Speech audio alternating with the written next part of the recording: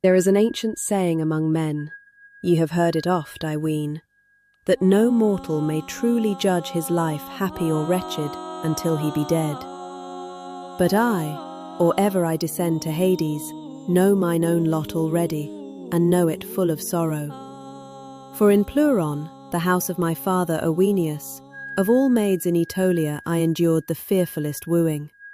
The river Achilles came as suitor, asking my sire in 3 several shapes, now a bull clear to behold, now a serpent dappled and coiling, glistering, now a man-bodied yet bull-faced, and from his shaggy beard gushed fountain springs of water like mountain torrents. Such a bridegroom awaited I, hapless maid, and ever prayed that death might snatch me hence ere I clomb that marriage bed. But at the last, in the nick of time, came the renowned son of Zeus and Alcmena, even Heracles. He closed with that river in battle and delivered me. The manner of the fight I tell not. He that beheld it can recount what dread deeds were done. I sat there palsied with fear, lest beauty should in the end procure me ruin. Yet Zeus, the contest king, ordained it well, if well it be. For since I was joined spear-won bride to Heracles, fear upon fear hath nursed me, and night after night I bear fresh sorrow, ever dreading what next shall befall. Children we have, yet he beholdeth them as a husbandman beholdeth a distant tilth. He cometh only at seed time and at harvest. Such hath his life ever been, forth and back, still serving some master, some high emprise. And now he is gone again, gone this long while, and strange rumours reach mine ear. When he departed upon this last labour, he left within the house an ancient tablet graven with tokens, which never in former quests would he disclose unto me. He marched as one marching to death, not to victory. He spake of his substance, how it should be divided if aught befell him. He spake of his sons, how their inheritance should be parted, and he fixed the term. If for 15 months he were neither seen nor heard of, then he was dead. Or if he overpassed that bound and lived, then should he live thereafter void of toil. Such, he said, had the ancient oak at Dodona decreed by the mouths of the 2 dove-priestesses of Zeus. And now the appointed hour falleth out even as I speak.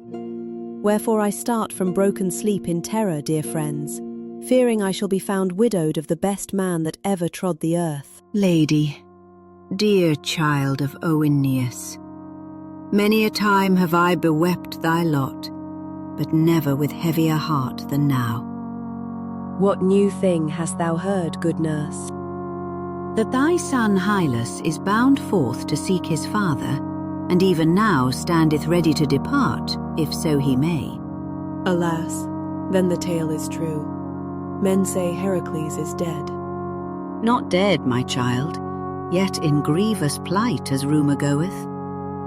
Bring me my son ere he depart. I must speak with him. Mother, would God I might find thee in happier plight. Yet even as thou art, all hail.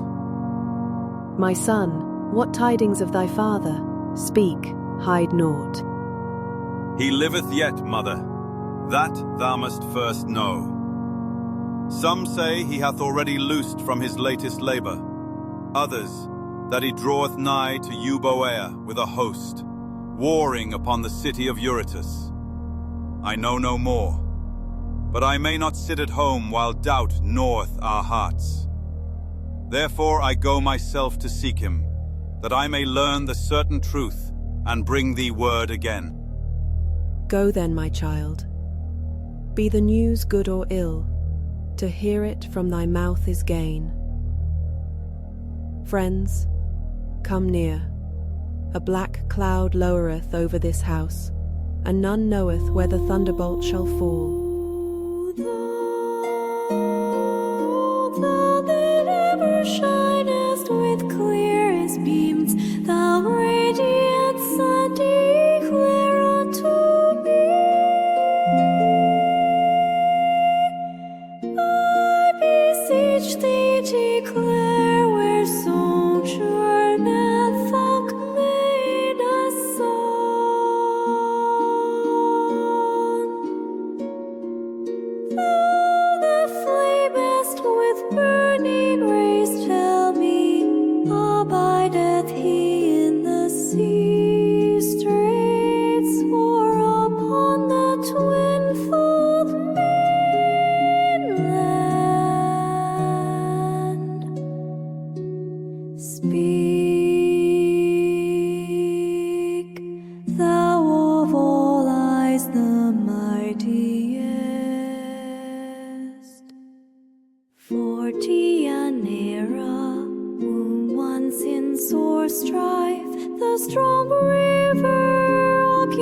suit for with horned brow, in bull shape rising, or glittering serpent, or man-bodied yet ox-headed.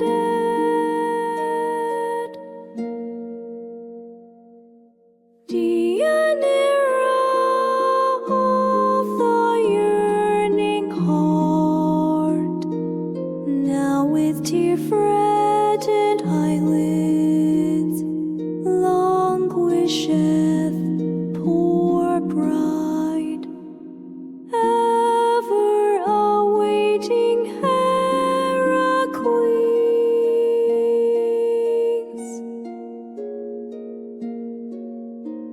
Like a mournful bird that hath lost her mate, from the nest she pineth. Yea, the sleepless hope that wasteth her feedeth upon her heart,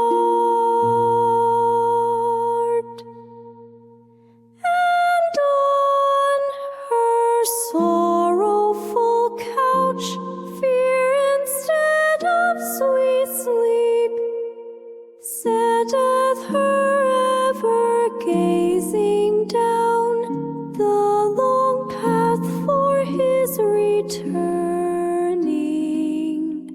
feet.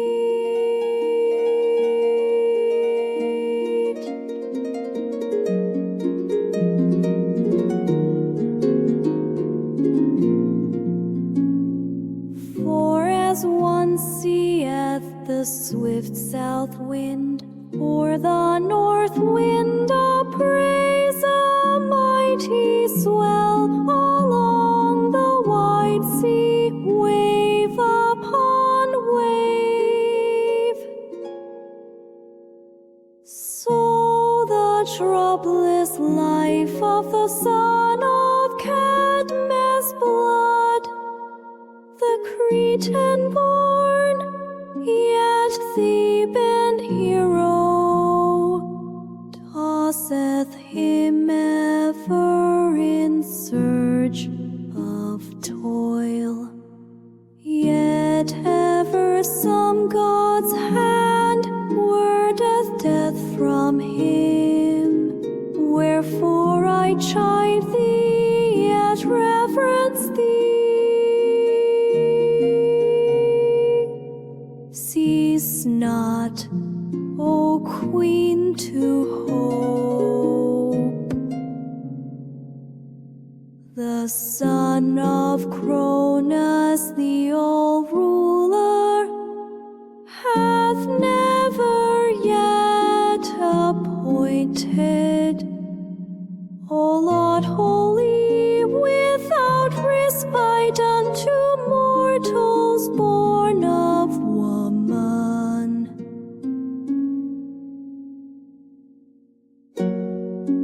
Friends, lo you! While yet the chorus ended their song, I see the stranger herald drawing nigh with his train.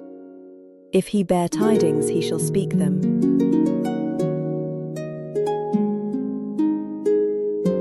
Hail, lady, mistress of this house, daughter of Oeneus!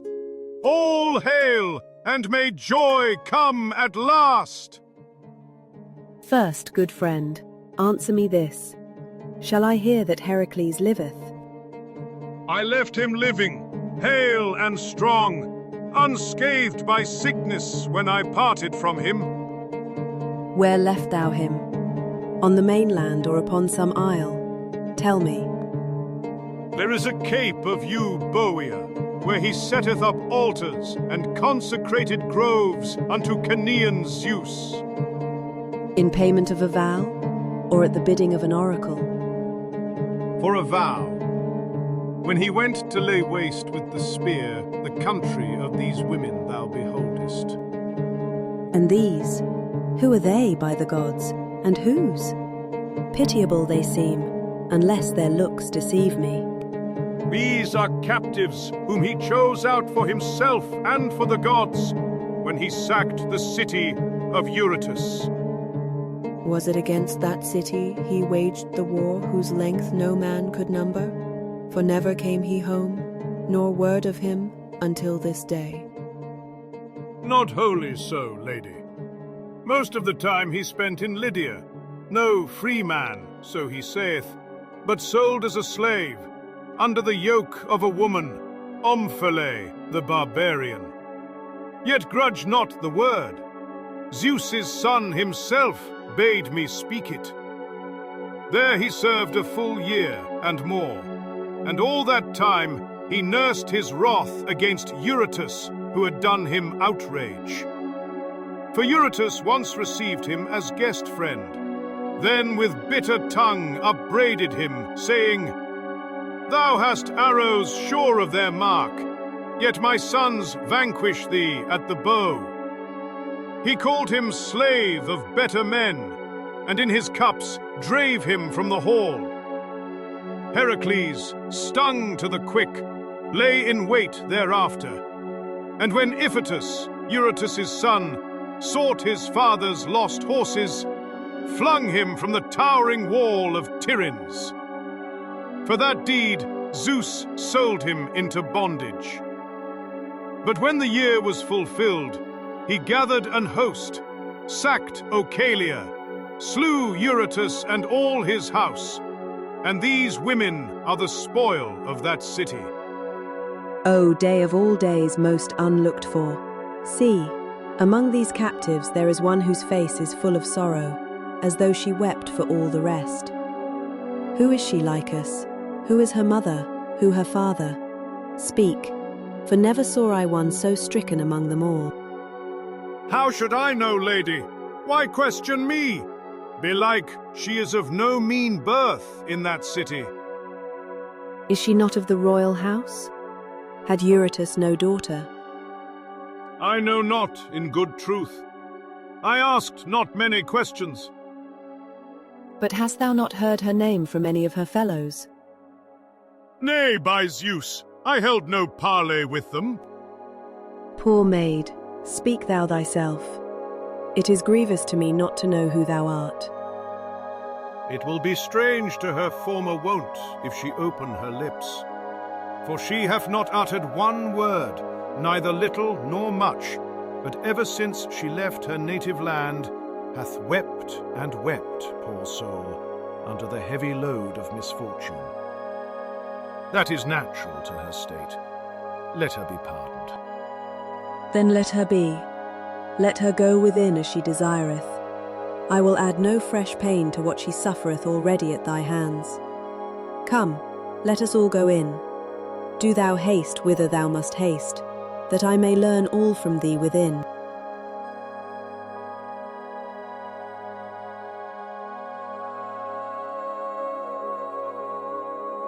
Short is the span of night's repose,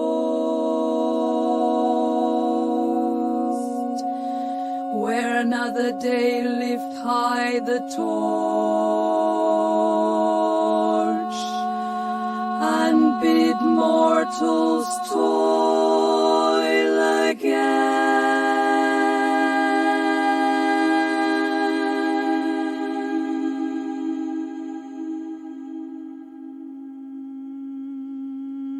All things move, all things pass, wealth, poverty, joy, grief, none abideth in one state. Hope and fear alike wheel about every man, like the circling generations of men, or the changing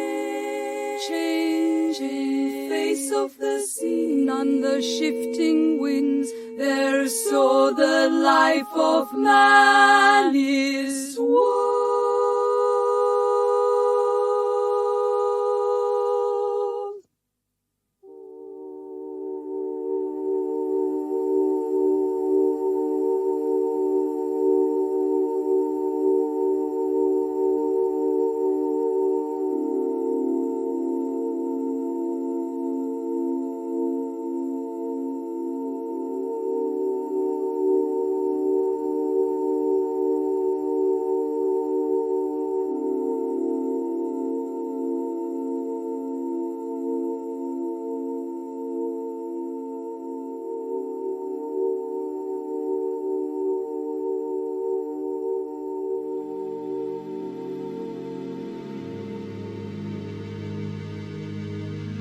I come forth again, Lycus, that I may not seem to have taken these strangers into the house without a word of welcome. But first, tell me plainly, shall Heracles himself come home soon? I know not certainly, lady. Men say many things. Yet at the least thou hast hope of his coming? Yea, verily. He is now in the full tide of his labors, and the gods prosper him. Then let me send him gifts worthy of a victor, that when he cometh, he may find them ready. It is not meet that he who sendeth so great a train should receive no return gift from his wife. Bear this casket, Lycus, sealed with mine own seal, to contain this robe and mantle, woven by mine own hands. Give them to Heracles, and charge him that no man wear this robe before him, that neither sunlight, nor hearth-fire, nor altar flame touch it, until he stand in sight of all upon a solemn day, and offer bull sacrifice to the gods. For so I vowed.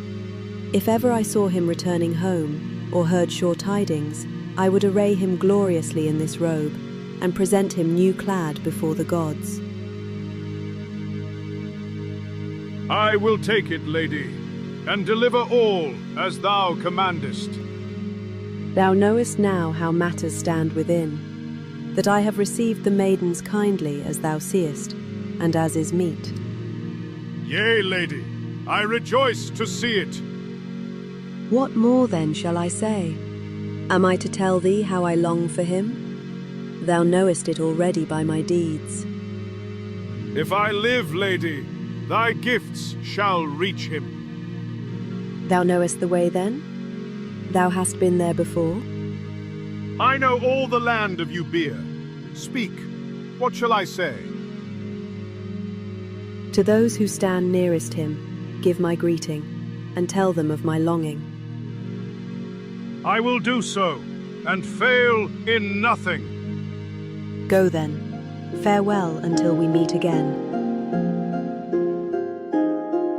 The mighty Aphrodite ever winneth the prize unseen.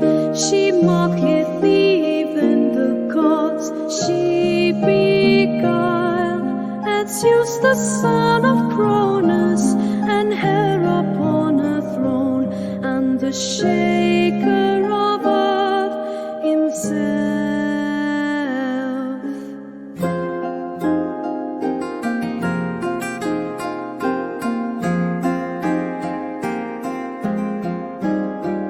Yet when the sharp strife for fair Deianira arose, two champions entered the lists, the river Hercules, in bull shape wielding his mighty horns, and shaking his shaggy mane.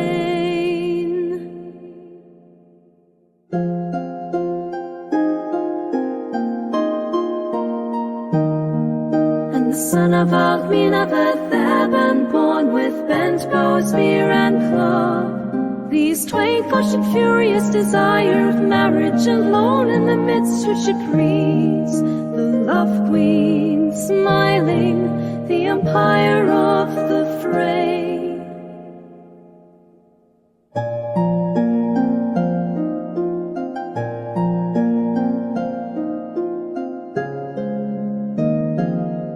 Then was the clash of vista and the twine of bowstrings, the crash of bullhorns mingled with the club's heavy blows. There were deadly grapplings of strong limbs, and deep groans from both.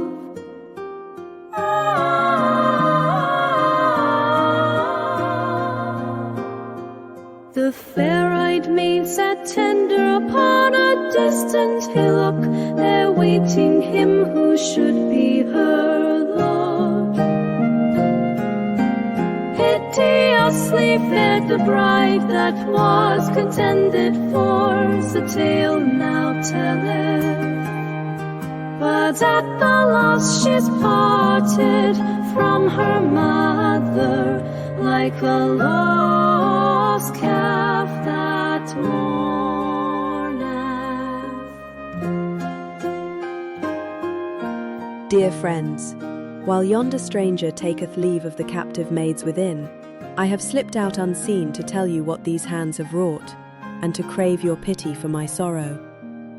A maiden, no, by heaven, a mistress now, hath newly come beneath my roof, even as a merchant lading his bark ladeth ruin upon himself. And now we too must lie in the selfsame bed, we too must share the selfsame embrace. Such is the guerdon Heracles hath sent me, he whom I called faithful and true, for keeping his house all these weary moons. I bear him no wrath, though this malady hath oft afflicted him, but to dwell with her, to share one marriage yoke, what woman could endure it? For I see her youth blossoming fresh, while mine doth fade and fall. The eyes of men pluck gladly the opening flower, but turn away from the withered leaf. This then is my dread, that Heracles shall keep my name as husband, yet be the younger woman's mate in heart. Yet anger beseemeth not a wise woman, men say. Wherefore, dear friends, hearken how I hope to find release and remedy. Long ago an ancient monster gave me a gift, which I, being yet a girl, took from his dying breast and hid in a brazen urn, the clotted gore of Nessus, the black-haired centaur, who once ferried folk for hire across deep Evenus, using neither oar nor sail, but bearing them upon his broad shoulders through the flood. When I first went forth with Heracles as his spear-won bride, sent by my father Oeneus, this same Nessus lifted me upon his back. But when we were in midstream, he laid wanton hands upon me. I cried aloud. Straightway the son of Zeus wheeled round, and loosed a feathered shaft that hissed through the centaur's breast unto the lungs. Then Nessus, in his mortal agony, spake thus: O daughter of aged Oeneus, since thou art the last I shall ever ferry, take profit of my carrying, if thou wilt hearken. Gather with thine own hands the blood that clotteth about my wound, where the black gall of the Lernaean hydra hath dyed the arrow. This shall be a charm upon the soul of Heracles, that he shall never behold woman and love her more than thee. So spake he, and died. I bethought me of his words, my friends. After his death, I kept the gore close hidden in a secret place within the house, and this day I have steeped this robe therein, doing all as he enjoined while yet he lived. The deed is done. Never may I know wicked daring. I hate the women that attempt it. But if by any means I may prevail against this girl with love spells upon Heracles, the way is found. Unless I seem to you to act in rashness. If so, I will forbear. Nay, if these charms give any sure hope, thy counsel seemeth not amiss. The hope is fair but unproved. I have no trial save in the deed itself. Yet knowledge cometh only by venture. Till thou hast tried, thou hast but fanciful fear. We shall know soon, for lo, I see the man at the door, and he will straightway depart. Only keep my secret well. While thy deeds be hidden, even if they be not seemly, thou shalt never come to shame.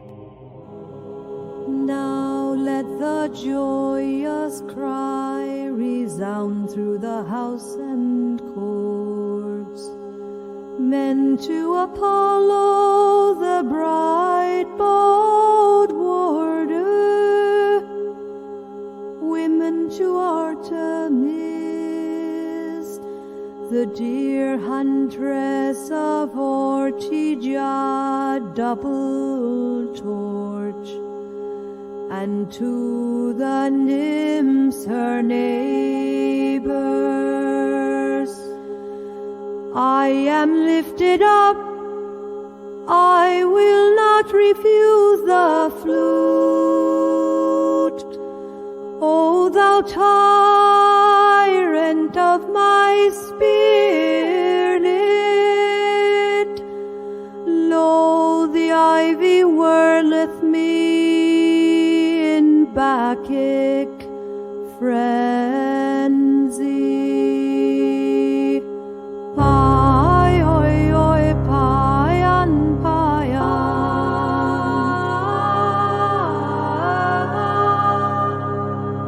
See, dear lady, see with thine own eyes. These things stand clear before thee. Mistress Deianira, I shall be the first to rid thee of doubt. Know surely, Alcmena's son liveth, he hath conquered, and bringeth the spoils of victory to the gods of his fathers. What sayest thou, old man? That soon thy glorious husband shall come home, radiant in victorious might. What citizen or stranger brought thee this word? In the summer meadow the herald Lycus proclaimed it to a great multitude. I heard him, and ran hither first, that by telling thee I might win thy favour. Why then cometh not Lycus himself, if the tidings be good? No easy task, lady. All the Malian folk beset him with questions, and will not let him pass. Each man must hear everything, and he cannot move. He is held unwilling, but will come speedily. O Zeus, who rulest Oeta's untrodden meadow, at last, though late, thou hast given us joy. Raise the cry, ye women within the house and ye without, for we reap the unhoped-for light of this message. Let your cries be measured. Half the tale is fair, half is foul. While Lycus proclaimed victory, a man rose in the crowd and cried aloud, "Herald, thou liest! The city was not taken for justice, but for love of a woman, the daughter of Eurytus, Iole, for whose sake Heracles destroyed her father's house." Lycus heard it and denied nothing, but stood pale and silent. Bring Lycus hither. I must learn the whole truth.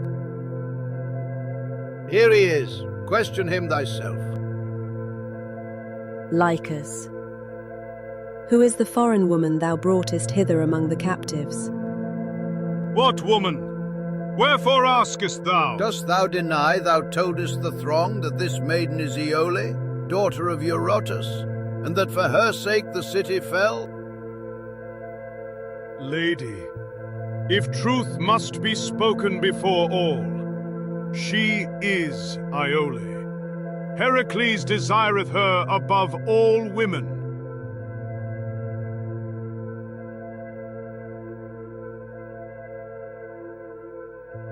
Above all women? Then the robe is gone. It is already speeding across the sea. Oh, wretched that I am! I thought to work a fair thing, and have wrought utter destruction.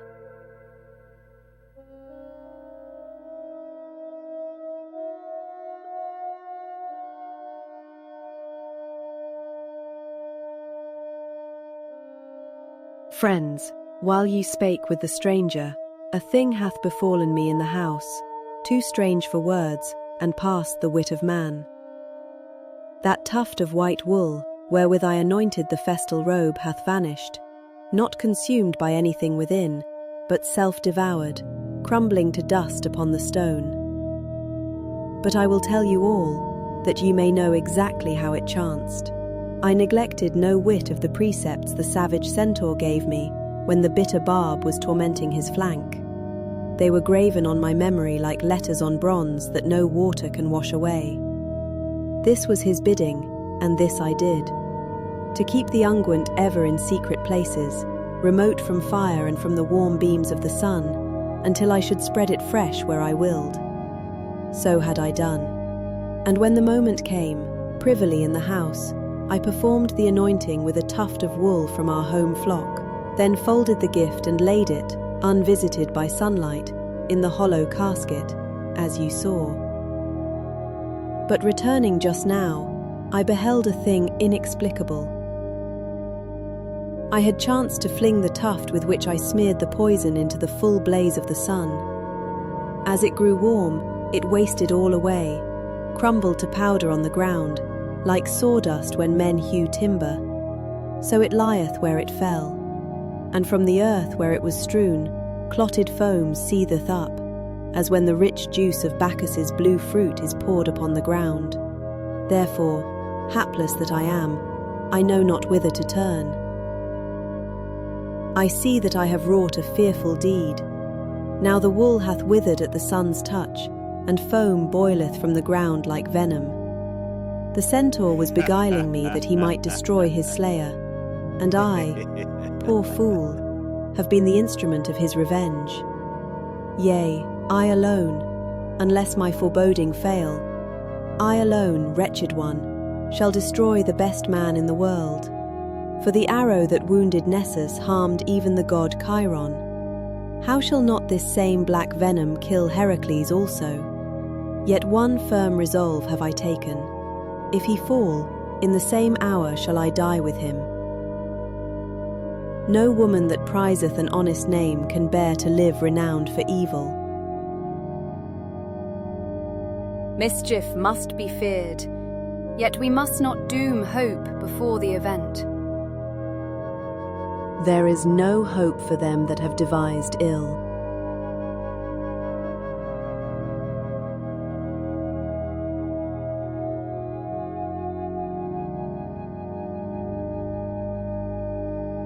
She is gone within. She spake no more, nor shed one tear. This silence is more dreadful than any cry.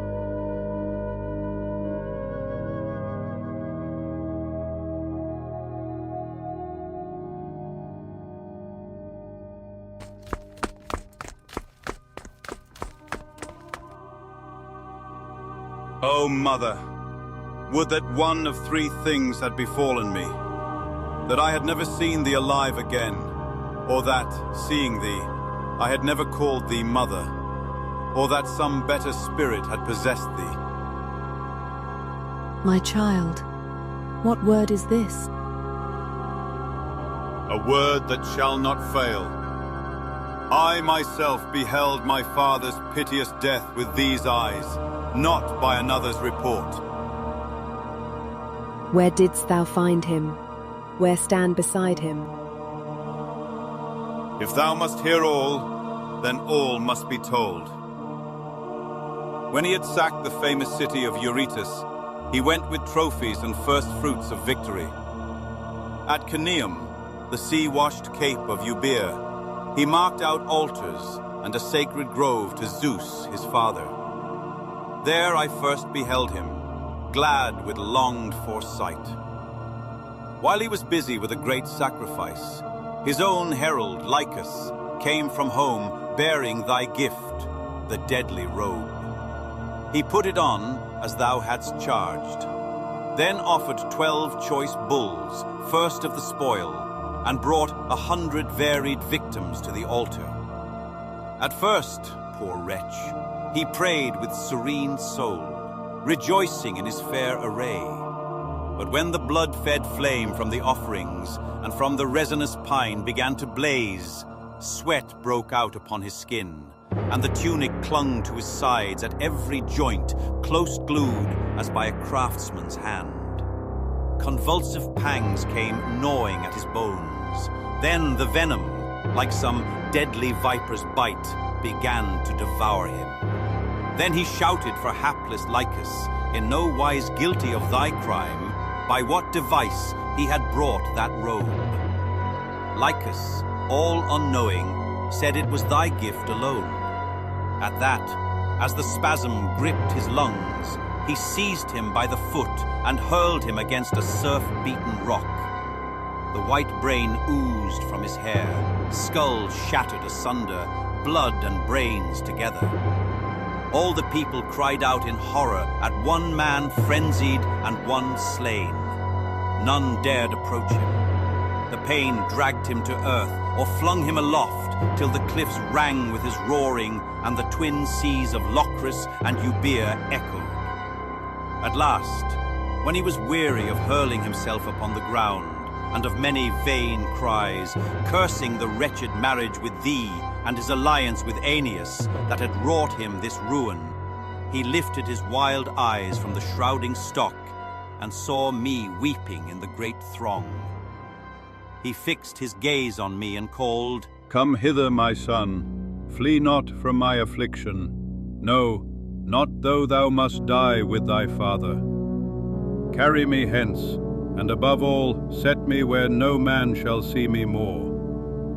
If thou hast pity, bear me swiftly from this land, and let me die far from this place." So he commanded. We laid him in the ship's hold, and brought him hither with sore toil, moaning and convulsed. Soon ye shall see him, living yet, or newly dead. Such, mother, such are the plots and deeds thou hast devised and done against my father. For them may avenging justice and the erroneous punish thee. Yea, I curse thee, if it be lawful for a son to curse his mother, and lawful it is, for thou hast murdered my father.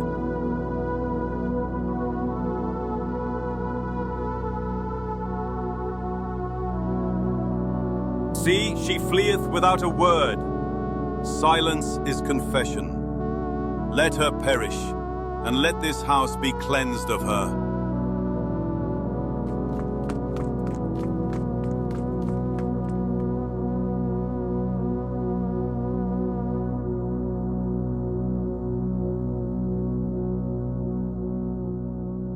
Woe! Woe! Women of Trachis, come and behold what deed is done within the house. What new horror? Deianira is no more. She hath slain herself with her own hand. How? Speak all. Even now, when Hylas had departed, cursing her, she went straightway through the hall into the bridal chamber, where she and Heracles lay. There, in the midst, she spread the coverlet with her own hands, and sat her down upon the bed. Then burst she into tears, and as the drops ran down her cheeks, she cried, O couch, O bridal bed, farewell forever. Never more shall ye receive me as a wife. That said, with sudden hand, she loosed the golden brooch that clasped her robe beneath the breast, laying bare all her left side and arm. I ran with what speed mine days allowed to call her son. But when we came again, we saw her pierced with a two-edged sword beneath the heart and liver. The boy, when he beheld it, cried aloud in bitter anguish, for he knew, poor youth, that in his anger he had driven her to this. Too late he learned from the servants in the house that she had acted unwittingly, beguiled by the centaur's craft. Then the unhappy boy wept sore, fell at her knees, kissed her lips, and lying beside her on the ground, sobbed out that he had wronged her with unjust reproach, and wailed that he must weep a double woe, father and mother both lost in one day. She is gone, and the ancient sayings are fulfilled. The dead destroy the living. O mother, would thou wert yet alive, or that I had died in thy stead. I have slain thee with my curses. Forgive thy son. What end shall this house see? What woe remaineth yet unaccomplished? Woe's me, my people. I am torn asunder. The pain returneth. O Pallas, Pallas, it killeth me again. Alas, my son, pity thy father. Draw sword, none will blame thee, and smite beneath my collarbone. Heal the torment wherewith thy cursed mother hath maddened me. So may I see her perish as she hath destroyed me. Sweet Hades, brother of Zeus, grant me sleep, grant me sleep. End this hapless life with speedy death. O women, behold how the oracle is fulfilled. The ancient word of the oak at Dodona hath come to pass. Where is my son? Bring him hither. Lift me up. Thus. O Zeus, the fire runneth through my bones. It leapeth, it devoureth, the accursed, the devouring plague, by which Nessus the centaur once was vanquished, now by Nessus' venom I perish. Who ever thought to see such things? I that quelled the lion, the hydra, the centaurs, all monstrous kinds, with these my hands, now am slain by a woman's guile and a dead man's poison. Lift me, prop me, so. My son, where art thou? Here, grip me beneath the breast, thus. Ah, gods, it leapeth afresh, the accursed pest, the unquenchable flame. It rendeth me, it dasheth me to pieces. O thou that once with thine hands didst strangle the lion of Nemea, O thou that felled the hydra with a golden sword, come now, my son, be thou my healer, be thou my Theseus in this labor. One stroke, one only, beneath the collarbone, and free thy father from this agony. Father, what shall I do? I am here, but my hand is palsied. I cannot lay sword to thee. Then wilt thou leave me to be devoured alive? Hear me, boy. Thou owest me this last service. Thou shalt not be called parricide. Thou shalt be called the healer of thy father's pain. The gods themselves will bless the deed. I dare not, yet I dare not refuse thee. Speak what thou wouldst have done. First swear by the head of Zeus. Swear thou wilt obey in all I bid. I swear by Zeus, let the oath be fulfilled. And if thou break it, pray that thou mayest perish miserably. I shall not break it, yet I swear. Thou knowest the crest of Oeta, sacred to Zeus? I have oft stood there, offering sacrifice. Thither must thou bear me with thine own hands, taking what friends thou wilt to aid thee. There hew me a great pyre of oak and wild olive. Lay me thereon, and kindle it with pine torch. Let no tear be shed, no lamentation. Do this dry-eyed and silent, true son of mine. If thou fail, even from the grave my heavy curse shall wait upon thee ever. Father, what word is this? What biddest thou me? What I bid, or cease to be my son. Quick, quick, set a term to this torment. Alas, O Zeus! Yet it shall be done. I yield. I take the burden on me. Now, ere the pain seize me again, come near.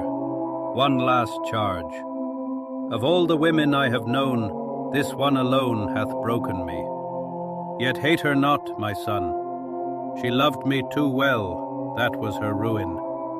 Take her to thee, cherish her memory, for she was thy mother. Never! Let her name perish with her. Thou wilt repent that word. Obey thy father while he yet breatheth. Now bear me forth. Farewell, bright sun. Farewell, streams and valleys. Farewell, Oechalia's plains where I was lord.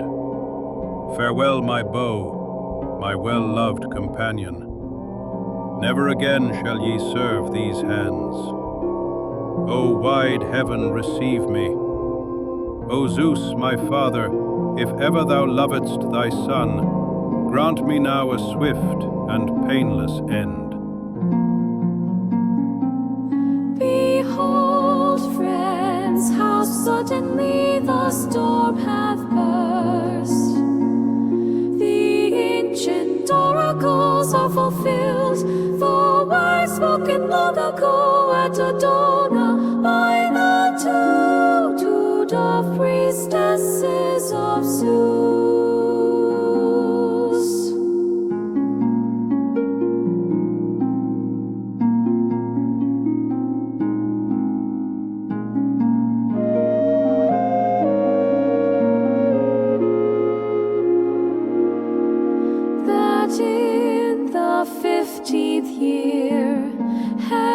Heracles should come to the appointed end. None can wrest from the gods their will, no hand of foeman slew him, no spear of giant, no host of earthborn men, but a woman's gift and a dead monster's guile.